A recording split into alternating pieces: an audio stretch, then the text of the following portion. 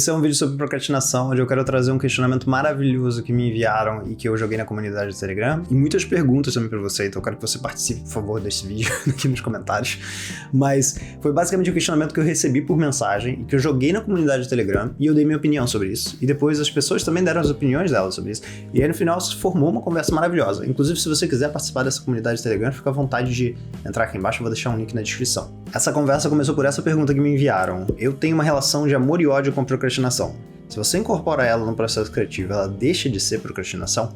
E eu achei essa pergunta linda. E só para deixar claro, incorporar a procrastinação no processo de criação seria você basicamente separar, por exemplo, uma horinha num projeto ou numa tarefa que você tem, sei lá, 2 horas para fazer, sabendo que você vai já procrastinar para aquilo. Então você se programa de alguma forma em que você calcula que a procrastinação tá ali no meio do processo criativo. Seria isso o incorporar no processo criativo, só para deixar isso claro antes de a gente passar para as possíveis respostas. E a minha resposta para a pessoa, o que não quer dizer que é a resposta certa, simplesmente a resposta que abriu a conversa, é que eu acredito que se você incorpora no seu processo criativo esse momento de procrastinação, se você sabe que você, por exemplo, aquela tarefa talvez se procrastine ali 1 ou 2 horinhas, na minha opinião, você está simplesmente sendo uma pessoa muito organizada. Porque você sabe que isso vai acontecer. Você sabe que o processo criativo envolve o sentir e que você talvez sinta um medo de fazer aquela tarefa, ou você sinta algum risco em fazer, ou você tá com algum medo de errar. A procrastinação pra mim é muito isso, é um sistema de proteção, né? É um mecanismo que é uma vozinha, né? Que pensa assim, pô, peraí, o Thiago nunca fez isso, né? Se o Thiago fizer isso, ele talvez passe vergonha na frente de todo mundo, ou se ele não fizesse tão bem, ele enfim, pode se sentir meio mal, pode se sentir uma pessoa incapaz de realizar aquela tarefa. Então, pra mim, a procrastinação não é essa voz que fala pra você, não faz porque você não pode fazer e eu quero te atrapalhar. Pra mim, a procrastinação é muito mais essa voz que pensa, putz, é muito mais seguro se o Thiago fizer essa coisa que ele já sabe fazer, ou se ele ficar vendo aqui o Netflix, ou se ele for fazer aquela outra tarefa, do que fazer essa coisa nova, do que fazer essa coisa que talvez vai gerar uma emoção nele que não é uma coisa que ele quer sentir, algum medo, alguma vergonha, alguma coisa assim. Então, pra mim, é muito mais essa voz de proteção que muitas vezes, sim, acaba nos atrapalhando ou adiando algumas coisas que a gente quer fazer. Mas aí surgem novas perguntas. Perguntas que, inclusive, surgiram de mim e também surgiram do chat. A primeira pergunta é, se a gente aloca, por exemplo, 1 hora ali de procrastinaçãozinha pra uma tarefa, vamos supor que a gente supõe que a gente vai levar 1 hora procrastinando, né? Aí a gente coloca ali. Será que a gente não vai procrastinar mais? Porque a gente sabe que, assim, a gente estabeleceu aquele tempo ali pra procrastinar e depois aquele tempo pra fazer a tarefa. Mas sabendo que isso já tá alocado assim, será que a gente procrastina um pouco mais ainda? Porque a gente sabe que tem aquela horinha, talvez. Uma outra coisa que surgiu que é muito boa foi isso aqui, ó. A minha opinião é que se é planejado não é procrastinação. Talvez dá pra chamar mesmo como ócio criativo ou algo do tipo. Pra mim, procrastinar é consequência direta do medo de errar, mas se é planejado e tá dentro do esperado, talvez precise de outro nome mesmo. Uma outra mensagem muito boa sobre isso foi, se tá planejado como parte do processo, eu considero como tempo de descanso ou maturação da ação. O que eu achei legal disso foi justamente essa interpretação diferente desse tempo que é planejado. E a conclusão que eu meio que cheguei depois de ler todas essas mensagens é que tem muito a ver com a intenção que você dá e o seu sentir, talvez, durante esse tempo. Porque pra mim, pelo menos, é muito diferente, muito diferente você descansar e você procrastinar, da mesma forma que é diferente você ter um momento de ócio criativo. E pra mim essas coisas são diferentes, assim. Pra mim o momento de ócio criativo é muito uma coisa que eu intencionalmente sei ali que eu não vou trabalhar naquele projeto, que eu vou deixar meio que meu cérebro deixar aquilo marinando, ou, sabe, colocar aquilo numa estante pra eu pegar aquilo depois. E muitas vezes isso acontece num tempo que eu tô descansando. E também pode, talvez, acontecer enquanto eu tô procrastinando pra fazer uma outra coisa, sabe? Porque eu tô fazendo uma outra coisa e aí vem alguma ideia.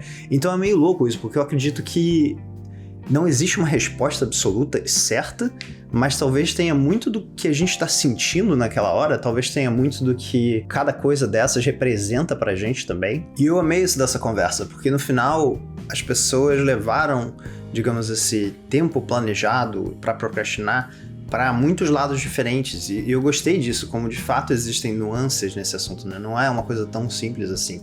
De fato, para algumas pessoas, talvez aquele tempo que você planejou seja algo que elas sentem de uma forma diferente do que eu sinto, né? Porque para mim a procrastinação é muito disso, é muito mais um gerenciamento emocional do que um gerenciamento de tempo.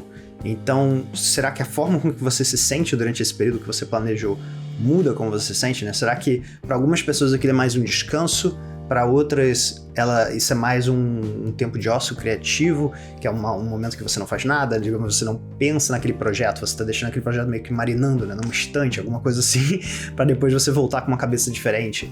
para deixar ali subjetivamente coisas acontecerem, né, e potencialmente conexões que você não estava pensando acontecerem. Então, o que representa esse tempo? E eu acho que é isso que é muito bonito dessa conversa, que talvez não exista uma resposta certa, talvez isso seja muito subjetivo, talvez algumas pessoas consigam, de fato, alocar um tempo para procrastinar, porque elas são muito organizadas e entendem como é que elas funcionam, já que isso varia muito de pessoa para pessoa, assim, a forma com que eu procrastino vai ser muito diferente de uma outra pessoa. E eu acho que essa é a parte muito bonita dessa discussão. É que, pra mim, essa é uma daquelas conversas que talvez gerem muito desconforto para algumas pessoas. Porque para algumas pessoas é muito importante você ter uma resposta certa. É muito importante você estar 100% seguro ou segura de que aquilo ali é a resposta, né? E eu acredito que isso nem sempre acontece. Eu acredito que a gente seja nós, seres humanos, somos criaturas muito complexas, muito complexas. E que muitas vezes, de fato, tem coisas que não têm uma resposta exatamente certa. Porque tem um nível de subjetividade tão grande, o sentir, né, durante aquele período planejado, que no final a gente não vai conseguir ter uma resposta certa sobre será que isso é um ócio criativo, será que isso aqui é eu procrastinando. Eu realmente acho muito difícil você ter essa ciência exata, essa resposta certinha. Porque pra mim tem muito mais a ver com como você vai lidar com esse tempo. Se você separou uma horinha ali pra procrastinar, como é que você se sentiu durante essa uma hora? Né? Porque procrastinação é diferente de descanso. Uma coisa é uma coisa, outra coisa é outra coisa.